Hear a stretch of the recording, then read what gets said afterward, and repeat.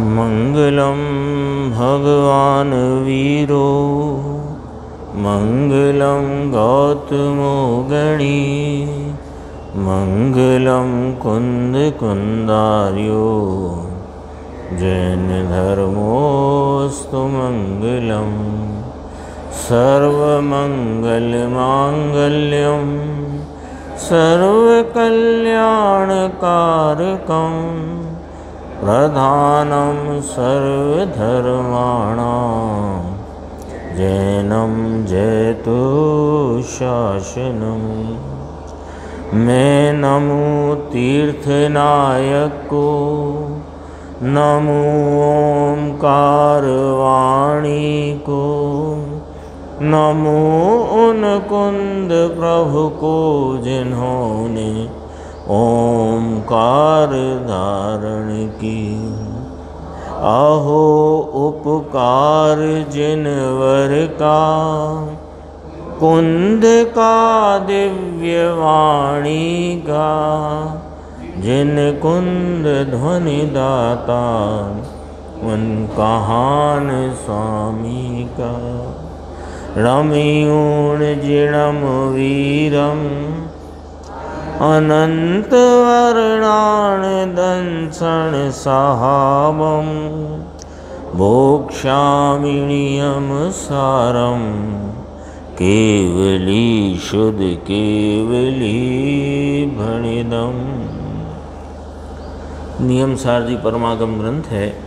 इसके परम समाधि अधिकार की 126 नंबर की गाथा, इसकी स्वाध्याय अपने कल प्रारंभ की थी और उसमें गुरुदेव श्री का जो स्पष्टीकरण है उसको अपन यहाँ आज स्वाध्याय में प्रारंभ करते हैं। 97 नंबर का पेज है, 97 नंबर टीका से है। देखो ऊपर गुरुदेव श्री ने एक पंक्ति कही है ना, गाथा के संदर्भ से एक पंक्ति कही, केवली शासन वीतराग मार्ग में इसको सामायिक कहने में आता है। यानी यहाँ सामायिक का स्वरूप कहा जा रहा है जो परम मुमुक्षुओं को वर्तती है। तो यहाँ दो बातें आ गई, एक परम मुमुक्षु का स्वरूप आया और परम मुमुक्षु को जिस प्रकार सामायिक वर्तती है उसका स्वरूप आया। दो बातें आई। तो यहाँ कहते हैं देखो, केवली शासन वीतराग मार्ग में इसको सामायिक कहने में आता है। टीका, यहाँ परम माध्यस्थ भाव इत्यादि में आरूढ़ हो करके, तो मध्यस्थ भाव में आरूढ़ होने की बात कही कि जो परम मुमुक्षु हैं जिनको सच्ची और स्थायी सनातन सामायिक वर्तती है, वे मुमुक्षु, वे आत्म आराधक, वे परम माध्यस्थ भाव में आरूढ़ हैं। तो परम माध्यस्थ का अर्थ क्या? देखो, मध्यस्थता, मध्यस्थ रहना, माध्यस्थ भाव का अर्थ है मध्यस्थ रहना। तो मध्यस्थ रहना माने पुण्य पाप से रहित मध्यस्थ, है ना। मध्यस्थ का अर्थ क्या निकला? पुण्य पाप से रहित मध्यस्थ। कोई कहे कि हम तो मध्यस्थ हैं, सब हमको तो एक समान है, तो वो उसको न लिया यहाँ। पर द्रव्य या पर भावों के प्रति वर्तती जो परिणति है उसमें पुण्य पाप की उत्पत्ति है, और पुण्य पाप की उत्पत्ति है इसलिए पुण्य पाप जहाँ है वहाँ मध्यस्थता नहीं है। ये सामायिक का स्वरूप चलता है ना, तो सामायिक माने समता, और पुण्य पाप रूप जो भाव हैं वे हैं विषमता। चाहे वे कषाय की मंदता वाले भाव हों कि तीव्रता वाले भाव हों, वे सब ही भाव विषम भाव हैं। और एक स्वरूप में लगा हुआ उपयोग जिसमें आनंद और शांति, सुख और अनंत गुण की निर्मलता का झरना बहता है, उस परिणति का नाम समता है। इसको समता कहो, साम्य भाव कहो, चारित्र भाव कहो, सामायिक कहो।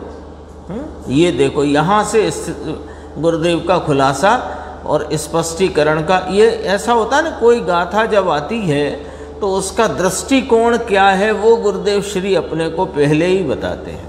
कहने इस गाथा का जो सूत्र में आचार्य भगवान ने भाव कहा है और जो उसकी टीका में जो खुलासा टीकाकार आचार्यों ने मुनिराजों ने किया है, उसको समझने के लिए किस दृष्टिकोण पर चलना है, ये वाली बात। ये पहली पंक्ति में ही बात कह दी कि पुण्य पाप से रहित मध्यस्थ, क्योंकि ये जो एकला वीतरागी भाव अंदर भरा पड़ा है, दरिया जैसे समुद्र होता है ना, तो समुद्र में क्या भरा पड़ा है?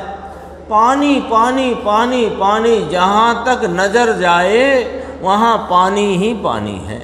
ऐसा यह अपना चैतन्य परमात्मा, इसमें अंदर वीतरागी भाव भरा पड़ा है।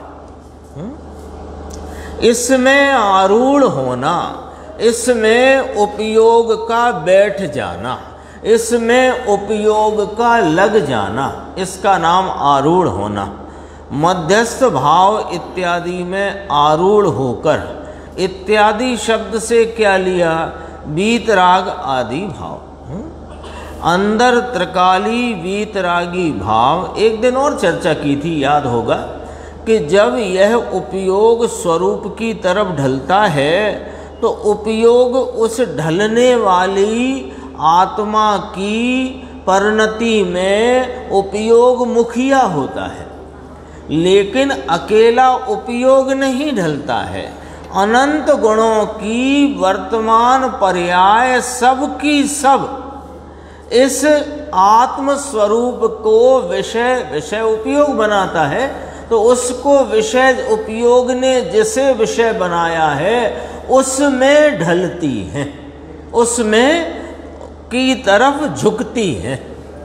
अनंत गुणों की वर्तमान पर्याय। तो इत्यादि शब्द का अर्थ यहाँ ये लगाना, इत्यादि शब्द आया ना कि माध्यस्थ भाव इत्यादि।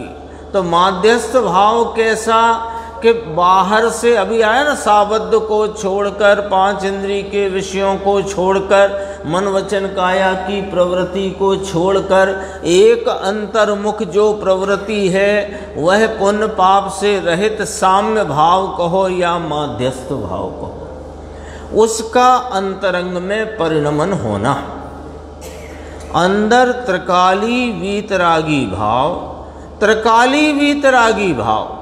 तो त्रिकाली वीतरागी भाव में जो भाव लग गया वह ही वीतरागी भाव है, वह परिणमता वीतरागी भाव है। कौन सा वीतरागी भाव परिणमता है? कि जिसमें शांति, आनंद और अनंत गुणों की निर्मलता बह रही है, वह भाव रूप पर्याय रूप वीतरागी भाव है, वह समता का चारित्र का भाव है। लेकिन ये त्रिकाली चारित्र स्वरूप, त्रिकाली वीतरागी भाव, शुद्ध भाव, पवित्र भाव, निरावरण भाव, निरालंबन भाव, कितनी बातें। ऐसे गुरुदेव के अंदर से ऐसा कोई शब्दों के माध्यम से भावों को कहने का या प्रकट करने का कोई प्रवाह ही अद्भुत निकलता था भी क्या कहना निकलता है। देखो क्या कहते हैं, वीतरागी भाव कौन? यह आत्मा त्रिकाली, विषयभूत यानी श्रद्धा का श्रद्धेयभूत, ज्ञान का ज्ञेयभूत और ध्यान का ध्येयभूत, यह जो अपना परमात्म तत्व है, वीतरागी भाव, शुद्ध भाव, पवित्र भाव, निरावरण भाव, त्रिकाल निरावरण। वस्तु अपने स्वभाव से रही हुई त्रिकाल निरावरण स्वरूप है। और एक अंतिम शब्द लिया निरालंबन भाव, निरालंबी भाव है। ये भाव किसी के आलंबन से नहीं, अपने स्वतः स्वरूप सत्ता से रहा हुआ है। निरालंबी, निरालंबन भाव। ऐसी जो त्रिकाली चीज इसमें आरूढ़ हो करके, आरूढ़ शब्द का तो भाव समझते ही हैं, उसमें बैठ करके, उसमें लग करके, इसका मतलब आरूढ़ हो करके। यह तो शत्रुंजय आरूढ़ किया आरूढ़ समझाते हैं गुरुदेव। जरा ऊपर चढ़ गया ना, इसलिए हो गई यात्रा। साधु को देना, ऐसा शत्रुंजय महात्म में लिखा है कि यात्रा करके उतर के फिर साधु को दान फान दे तो बहुत लाभ होता है। चाहे जैसा साधु हो, साधु को साधु कोई भी, साधु था ही किस समय। साधु यानी जो अपने साध्य रूप भाव की प्राप्ति के लिए आत्मा की साधना में निरंतर लीन है, वो साधु है। साधु की परिभाषा यदि ख्याल में रखना हो तो साधु की ये परिभाषा है, अपने परिपूर्ण साध्य भाव की प्राप्ति के लिए अपने आत्म स्वरूप की साधना में जो निरंतर लीन हैं, निरंतर लगे हुए हैं, वे साधु हैं। आगे देखो ना, का साधु को लाभ देने के लिए था ही कब साधु जो उसे लाभ देना। नीचे देखना, बीच में नीचे पहल पेज के नीचे से दूसरा, यहाँ परम मध्यस्थ भाव इत्यादि में, यानी शुद्ध भाव में शुद्ध उपयोग रूप हो करके। और खुलासा करते हैं, अभी कहा था ना, शुद्ध भाव, पवित्र भाव, वीतरागी भाव, निरावरण भाव, निरालंबी भाव, यह त्रिकाली आत्मा, ये शुद्ध भाव, इसमें शुद्ध उपयोग रूप हो करके, यानी वर्तमान उपयोग का इसमें लगना ही शुद्ध उपयोग है। तो ऐसे शुद्ध उपयोग रूप हो करके फिर स्पष्ट करते हैं, शुभ अशुभ भाव है, ये अशुद्ध उपयोग है। शुभ भाव कौन सा उपयोग चंद्रेश भाई? अशुद्ध उपयोग। तो अशुद्ध उपयोग शुद्ध उपयोग के से विपरीत है कि शुद्ध उपयोग का सहारा है। सब लॉजिक इसके अंदर है। अपनी भ्रांति जो चली आई है सो कोई ऐसी बात नहीं है, अनादि से सब जीवों को ही भ्रांति रही है। जो निभ्रांत स्वरूप को पहचान कर परम पूर्ण साध्य अवस्था को प्राप्त हुए हैं, उनको भी भ्रांति थी। इसलिए इस बात की कोई अंदर में गम मत करना, दुख मत करना, लेकिन भ्रांति है, इसे तोड़ना है, इसके लिए उद्यमवंत होना। ये देखो क्या कहते हैं कि शुभ अशुभ भाव यह अशुद्ध उपयोग है। ये अशुद्ध भाव को छोड़कर शुद्ध स्वरूप में आरूढ़ होकर के भगवान आत्मा त्रिकाली शुद्ध पवित्र पिंड है। ये पिंड शब्द आता ना, इसका भी भाव है। हर शब्द का भाव अपने ख्याल में आना चाहिए। तो वो जो वाचक है उसका वाच्य ख्याल में रहे। कहते हैं कि त्रिकाली है यह भगवान आत्मा, शुद्ध पवित्र है और शुद्ध पवित्रता का पिंड है। पिंड है का अर्थ कि छितरे छितरे गुणों वाला नहीं है, अनंत गुणों का एक रूप अभेद घन पिंड है ना, इसलिए पिंड शब्द का प्रयोग है। पवित्र मूर्ति है, ये पवित्र में आरूढ़ हो करके रहेला, रहेला माने उसमें आरूढ़ होकर इसमें स्थित हैं जो, वो परम मुमुक्षु का स्वरूप यहाँ कहा गया है। इस गाथा में परम मुमुक्षु का स्वरूप कहा। मुनिराज हैं जो अपने शुद्ध पवित्र वीतरागी निरावरण निरालंबी स्वभाव में, इस शुद्ध पवित्र स्वभाव में शुद्ध उपयोग रूप परिणमित होकर के उस पर अपने स्वभाव में आरूढ़ हैं, ये परम मुमुक्षु हैं। परम मुमुक्षु का स्वरूप कहा है। इसमें नाम इस गाथा में परम मुमुक्षु का स्वरूप कहने में आता है, इसलिए एक गाथा के 8 तो कलश कहे टीकाकार बन रहा है। ये गाथा के बाद 8 कलश कहे आएंगे, आगे देखेंगे अपन। देखो अगला पेज है 98। ऊपर आ गया था ना, वैराग्य रूपी महल के शिखर का शिखामणि, है ना। तो उसमें क्या है, वैराग्य रूपी महल के शिखर का शिखामणि माने स्वाभाविक वैराग्य में परिणित, ऐसा इसका अर्थ हुआ। ये पूरा कहा ना, वैराग्य रूपी महल के शिखर का शिखामणि। इसको अपन थोड़े भूमिका के प्रमाण में समझे ना राकेश भाई। वैराग्य का जन्म कहाँ हुआ कि जैसे ही अपने गायक प्रभु का वर्तमान उपयोग में विषय होकर के उसकी अनुभूति स्वरूप संचेतन और प्रतीति हुई, वहाँ ज्ञान का सम्यक ज्ञान का जन्म हुआ, वहीं वैराग्य का जन्म हुआ। ज्ञान और वैराग्य अविनाभाव रूप से प्रकट होते हैं।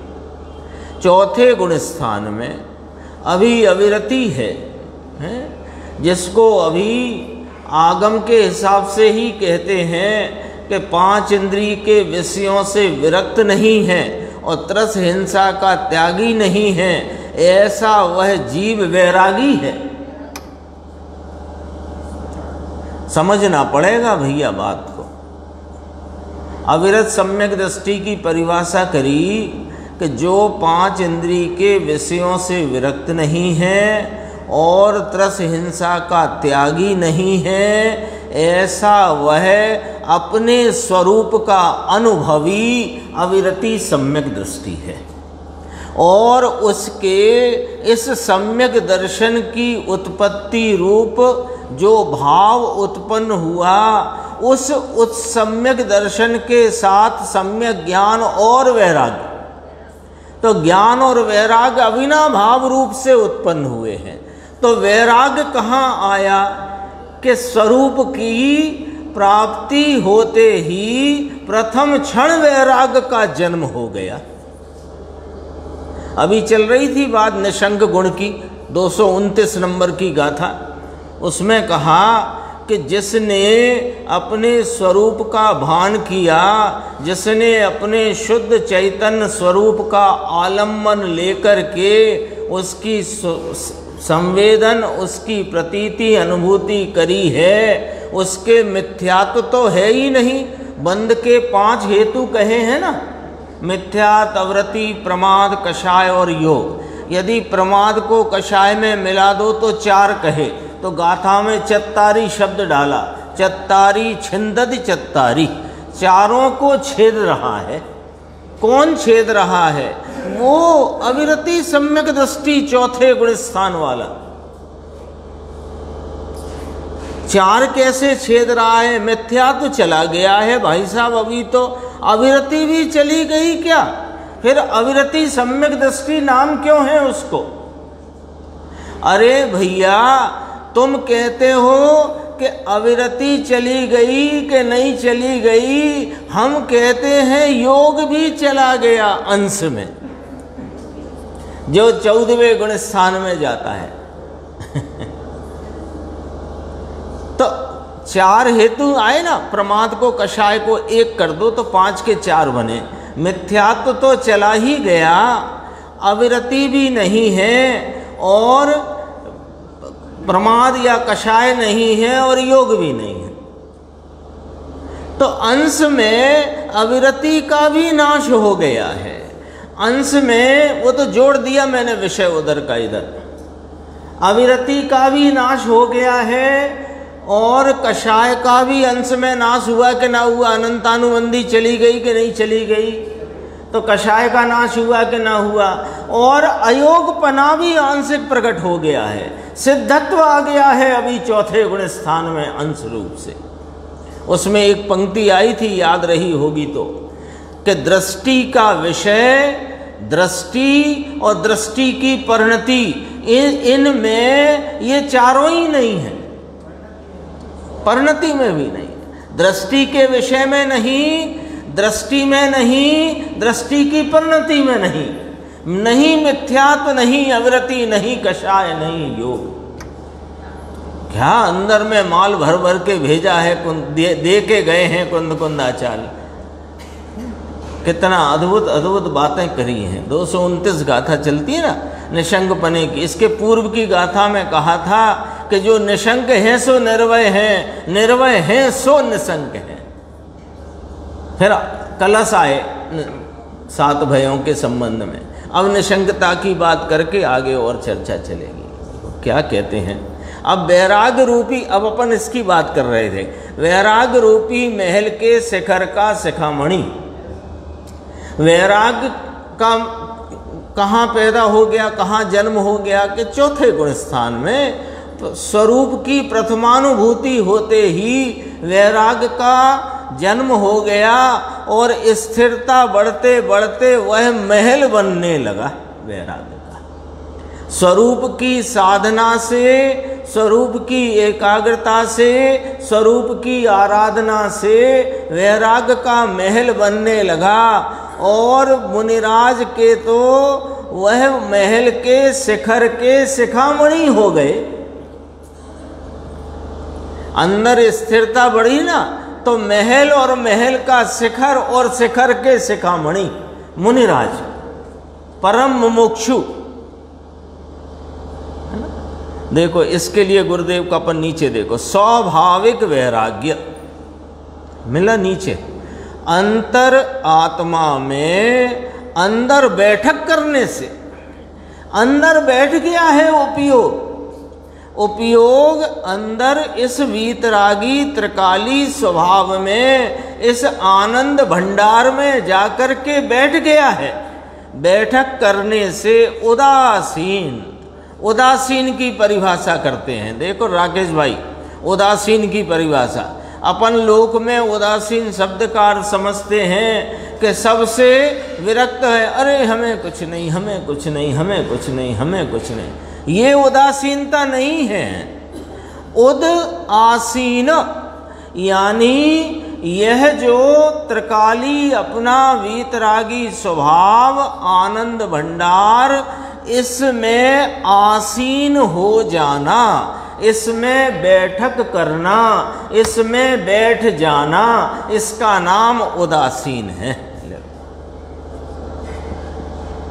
उदासीनता में ऐसा भाव नहीं होता डल वाला। उदासीनता उसे कहते हैं जहाँ रोम रोम पुलकित है, जहाँ पर अतीन्द्रिय आनंद और शांति से, इसका नाम उदासीन है। आत्मा के पर से आसन छोड़कर जिसने आत्मा के आनंद में आसन लगाया, उदासीन। उदासीन ऐसा वैराग्य, सहज स्वाभाविक वैराग्य, हट से नहीं, हट से नहीं, हट का काम ही नहीं वैराग्य में। हट तो मिथ्यात्व में चलता है, हट तो मिथ्यात्व में चलता है। क्यों? अरे मिथ्यात्व स्वयं एक हट है। हट है ना, हट किसे कहते हैं कि जैसे एक स्टोरी सबने सुनी होगी कि वो थाली में पानी और पानी में दिख रहा है चंद्रमा। किशन जी मचल गए कि मुझे तो चंद्रमा चाहिए, ये चंद्रमा दो। तो ये बाल हट कहा ना ऐसे, तो ये हट क्या है कि जो वस्तु जो है नहीं उसको वह मान करके जिद में पड़ा है, हट में पड़ा है, ऐसे यह अनादि से मिथ्यात्व हट में पड़ा हुआ है। जो वस्तु का स्वरूप है नहीं उसको वस्तु यानी मैं मानता है। रागादि भाव जो विकारी भाव हैं, ये मैं हूँ, ये मुझे लाभप्रद हैं, ये हितकारी हैं, ऐसा इसको हट पड़ा है। वैराग्य में हट नहीं होता। वैराग्य धर्म की दशा है। मिथ्यात्व अधर्म का परिणाम है, मिथ्यात्व विपरीत परिणाम है, धर्म इस जीव के सुलटने वाला सच्चा परिणाम है।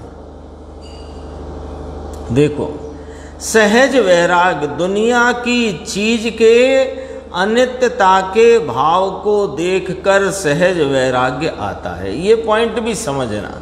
दुनिया में जो कुछ भी पदार्थ विषय जानने में आते हैं वे सब अनित्य हैं, है ना। तो उनकी अनित्यता कब भाषित होगी राकेश भाई? कि जब इस नित्यता की अपने को प्रतीति होगी तो, अन्यथा कैसे? अन्यथा कैसे होगी? है ना, अनित्यता है, अरे ये शरीर क्षणभंगुर है, ये सब स्त्री पुत्र जमीन जायदाद सोना चांदी ये सब अनित्य हैं। तो उनकी अनित्यता देख करके अब नित्यता कहाँ देख रहे हो ये भी तो बताओ। नित्यता कहाँ देख रहे हो? तो कहा नित्यता तो हम भक्ति में देखते हैं, तो भक्ति भी तो अनित्य है। तो जब तक इस एक नित्य स्वरूप आत्मा का प्रतीति अनुभूति और श्रद्धा नहीं, तब तक अनित्यता को देखकर वैराग्य की उत्पत्ति हो सकती नहीं। राग पलट जाता है, राग पलट जाता है। जो विषय भोग की वस्तुएं हैं उनके प्रति कदाचित उनकी अनित्यता देख करके ऐसा लगता है इनमें क्या धरा है भैया, ऐसा लग सकता है। लेकिन उनको देखकर तुम्हें जहाँ नित्यता दिख रही है, भक्ति में, दया में, दान में, व्रत में, उपवास आदि के परिणाम विकल्पात्मक वृत्ति में, तो उनकी भी नित्यता है कि नहीं वो भी तो विचार करो। उदासीन उदासीन का विषय चलता है इतना सा। यहाँ देखो, सहज वैराग्य आता है, इसको यहाँ वैराग्य का महल कहा। इसका शिखर यानी कि विशेष वैराग्य, और इसका शिखामणि यानी मुनिराज। वैराग्य की धुन लगी है ये कहते हैं। अर्थात परम सहज वैराग्यवंत मुनि विकार के कारणभूत, कौन? समस्त मोह राग द्वेष, उनके अभाव के कारण, विकार के कारणभूत समस्त मोह राग द्वेष, शुभ अशुभ भाव, मोह राग और शुभ अशुभ भाव के अभाव के कारण भेद कल्पना विमुक्त हैं। इसका अर्थ भेद कल्पना विमुक्त, भेद की कल्पना से भी मुक्त हैं। आत्मा आनंद स्वरूप है, ज्ञान स्वरूप है, ऐसा भी ये जो भेद और इस भेद की कल्पना भी राग है। आगे कलश आने वाले हैं 8, बहुत गंभीर कलश हैं, 8 कलश। क्या कहते हैं? भेद कल्पना। यहाँ भेद कल्पना की क्या व्याख्या करी गुरुदेव श्री ने, वो देखो जरा क्या व्याख्या करते हैं कि आत्मा आनंद है, आत्मा ज्ञान स्वरूप है, आत्मा दर्शन स्वरूप सुख स्वरूप है, ऐसा यह उसके स्वभाव का भेद, गुण का भेद, तो ये गुण भेद की कल्पना में राग की उत्पत्ति है। ये गुण नहीं है आत्मा में, ये नहीं कहा जा रहा, लेकिन इन गुणों के भेद रूप आत्मा, उसको यदि तुम गुणों के भेदों को देखोगे, उनको उपयोग का विषय बनाओगे, तो राग की उत्पत्ति होती है। राग उत्पन्न होगा ना। नीचे और खुलासा किया, भगवान गुणी हैं और गुणवान हैं, ऐसा विचार भी राग है। भेद कल्पना विमुक्त मोह राग द्वेष के अभाव के कारण भेद कल्पना विमुक्त इनको भेद कल्पना है ही नहीं। परम समरसी भाव सहित, परम वीतराग भाव सहित अस्तिली और वैराग्य, वहां पर से उदास कहा था ना, तो पर से उदास कहा, वैराग्य कहा, वो नास्ति कही, और परम समरसी भाव के सहित कहा, ये अस्ति कही। शुद्ध उपयोग में परम समरसी भाव आया, परम समता भाव, वीतराग भाव, अनाकुल भाव, आनंद भाव, समता भाव आया। सहित होने से ऐसे परम समरसी भाव सहित होने से, फिर कहते हैं त्रस स्थावर समस्त जीव निकाय के प्रति समभाव वाले हैं। लो, यानी कितनी व्याख्या करी। त्रस स्थावर जीव के, जो अपन ने कल चर्चा की थी ना, व्यवहार भेद है, ये जीव के व्यवहार भेद कहे त्रस स्थावर। अब ये जो व्यवहार भेद हैं, ये वास्तव में जीव में तो कोई भेद है नहीं। जगत में जितने जीव हैं सब ज्ञाता दृष्टा आनंद स्वरूप वीतराग स्वरूप हैं, जितने जीव हैं वे। अब वे सब ही एक स्वरूप वीतराग स्वरूप हैं, उनमें कोई त्रस है, कोई स्थावर है। ऐसे भेद की कल्पना से विमुक्त कौन हो सकता है कि जो अपने को ज्ञाता दृष्टा अनुभवता है, उसमें लीन रहता है, इसलिए उसके परम समरसी भाव उत्पन्न हुआ है। उस वैराग की तीव्रता में वह जीव सब जीवों को समान देखता है, उनमें भेद देखता नहीं है। ये कहा देखो, त्रस स्थावर समस्त जीव निकाय के प्रति संभाव वाला है। एक इंद्रिय के निगोद के जीव के प्रति भी इसको मारने की तरफ का झुकाव नहीं, उदास उदास। जीव निकायों के प्रति, निकाय नाम समूह होता है ना, जीव समूह, तो जीव समूह को दो भागों में बांट दिया, त्रस और स्थावर, ऐसे करके हैं। संसारियों को सिद्ध है, वे तो सिद्ध हैं। संसारियों को जीव निकाय के प्रति संभाव वाला है, यानी इस तरफ का लक्ष्य ही नहीं है। आत्मा के वीतराग स्वभाव सन्मुख है, पर से तो संभाव है, समरसी भाव के सहित है। फिर इसमें 99 पेज पे अंत में 3 पंक्ति देखते हैं। देखो, परम जिन योगीश्वर को सामायिक नाम का व्रत सनातन स्थायी है। तो कितनी चर्चा आ गई अपनी इस गाथा में। परम मुमुक्षु का स्वरूप आ गया, समरसी भाव सामायिक किसे कहा वो भी आ गया, और जो त्रस स्थावर के प्रति जिनके कोई भेद नहीं देखते, ऐसे समरसी भाव में परिणित परम जिन योगीश्वर को सामायिक नाम का व्रत सनातन है, स्थायी है। सनातन स्थायी का अर्थ है सत्य है, सच्चा है। अनादि से जो वीतराग ने कहा ये सामायिक है, सनातन।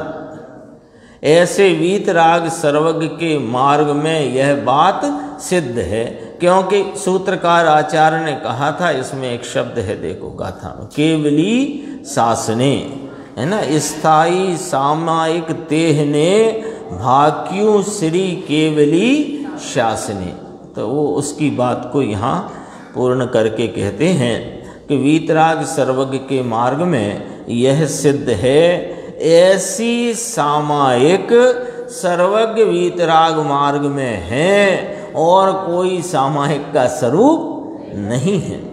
दूसरे और कोई सामायिक का स्वरूप नहीं और दूसरे कहीं भी सामायिक की बात नहीं। कोई मार्ग में वीतराग सिवाय कहीं ये बात आती नहीं। अब जो 8 श्लोक आते हैं उसमें 204 नंबर के क्रम पर पहला वाला इस गाथा का श्लोक है, उसे अपन पढ़ते हैं। देखो, त्रसहति परिमुक्तम स्थावराणां बधेर्वा परम जिन मुनीनां चित्तमोच्चैर्जस्त्रम् अपि चरम गतं यन्निर्मलं कर्म मुक्तये तदहं विनमामि स्तौमि संभावयामि।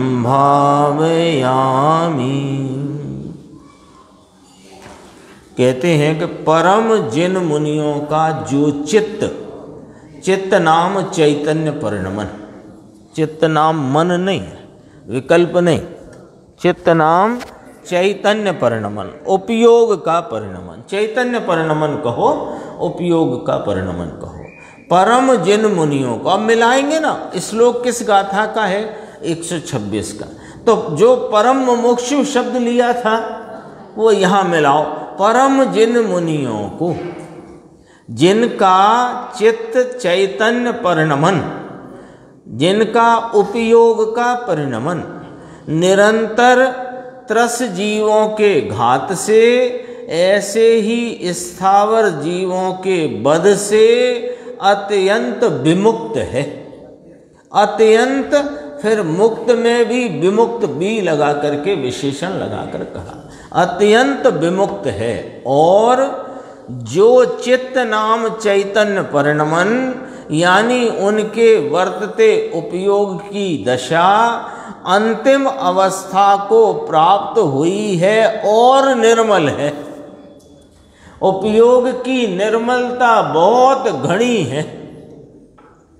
क्यों कि 3 कषाय चौकड़ी की अभाव रूप मोटी वीतरागता और आनंद की धारा बह रही है, इसलिए उनकी उपयोग की दशा, उपयोग की जो अवस्था है वह निर्मल है ना, लिखा अंतिम अवस्था को प्राप्त है और निर्मल है।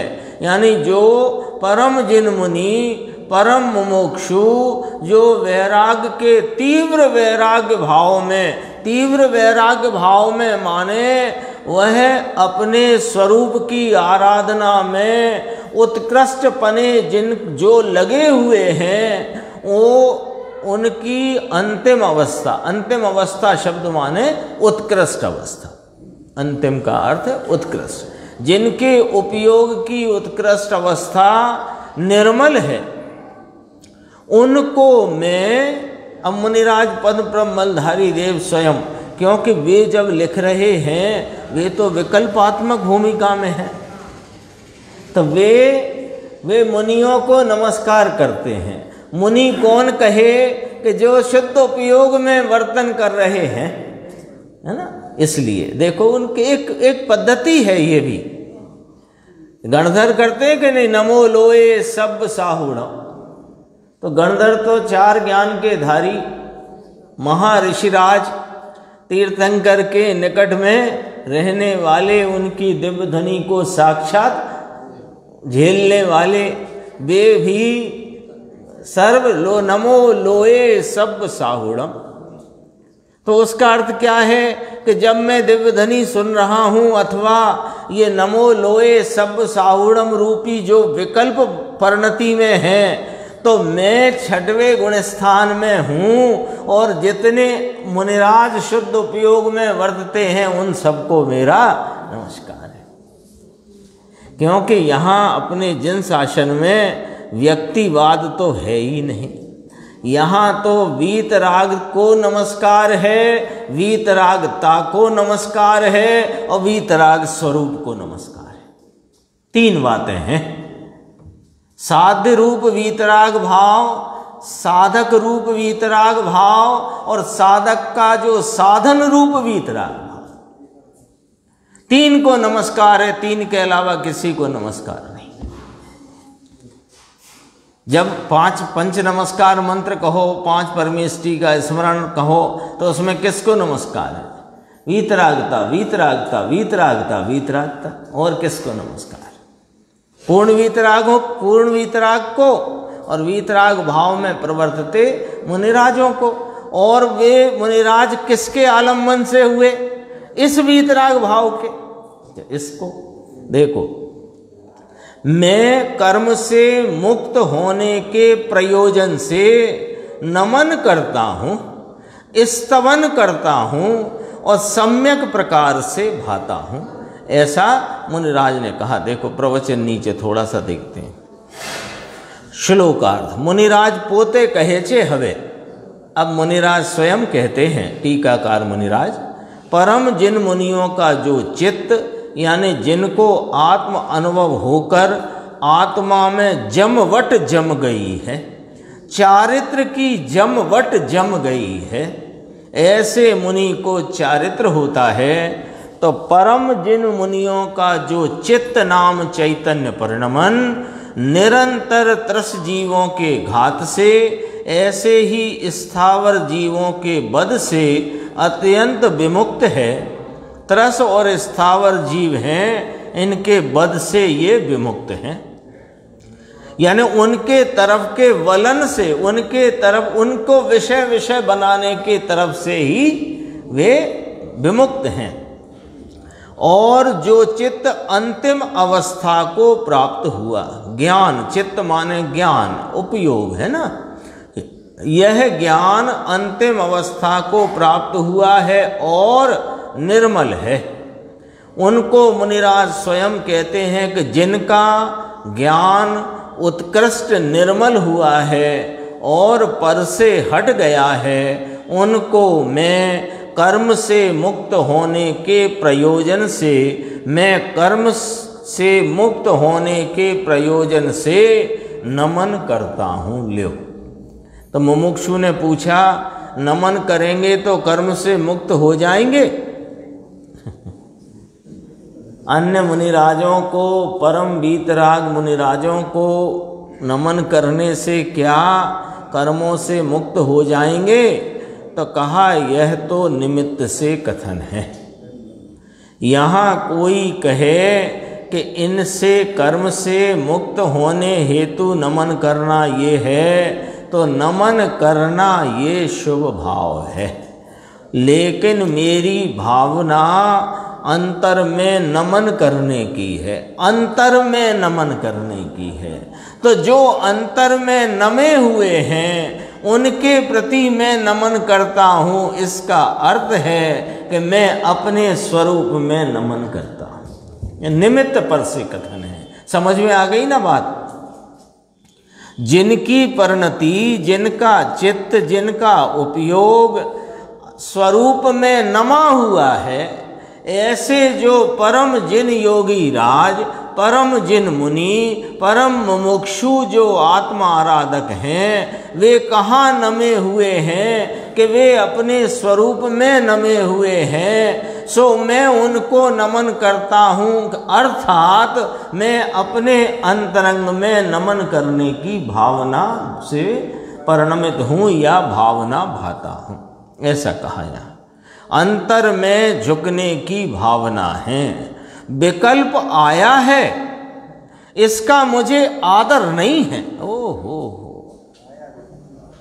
मैं ऐसे परम जिन मुनियों को नमन करता हूँ, ऐसा जो विकल्प आया है, इसमें मेरी भावना तो अंतर में नमन करने की है, और ये जो विकल्प आया है इसका मुझे आदर नहीं है।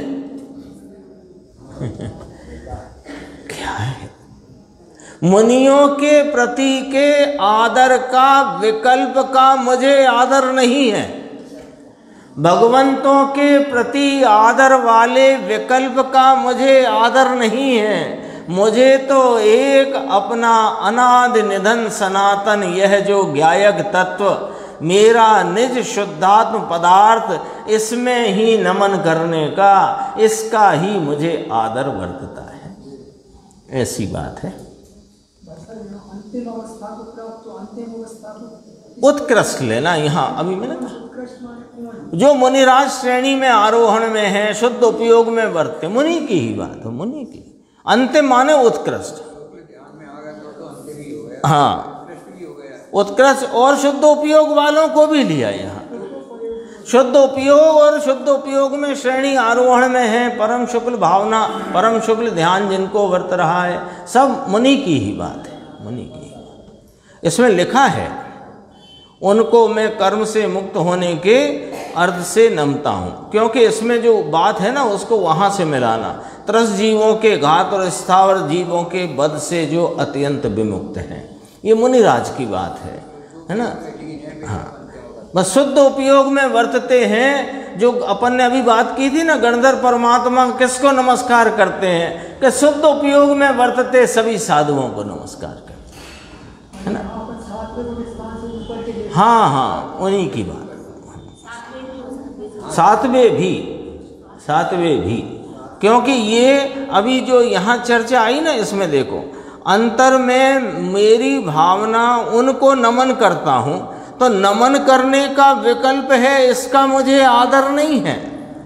ये नमन करने के विकल्प के काल में भी मुझे तो अपने अंतरंग निज आत्म स्वरूप में ही नमने की, झुकने की, उसमें ही लीन होने की भावना है। ये कहा विकल्प आता है, इसका मुझे आदर नहीं। बहुत कठिन बात। जैन धर्म को अभी अजैन तरीके कर डाला है। राग पुण्य विकल्प सब इसमें अजैन पना है, और ये अजैन पना जैन है ऐसा नाम धराते हैं। ये अपनी चर्चा हुई। ये थोड़ा सा और पढ़ लेता हूँ, 101 अंतिम लाइन, ये कलश पूरा होता है।